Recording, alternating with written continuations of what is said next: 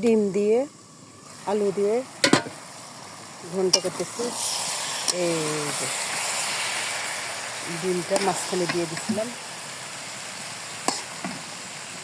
এখন এটা আমি নেড়ে দেব।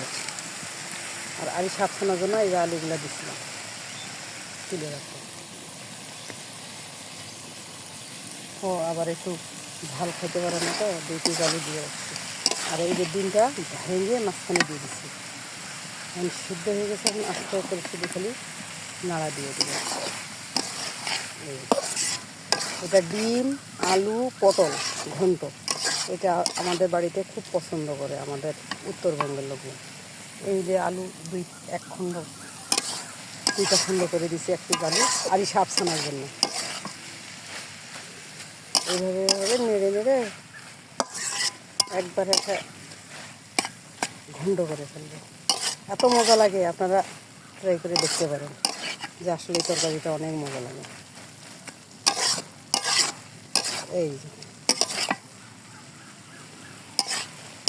অনেক মজা লাগে।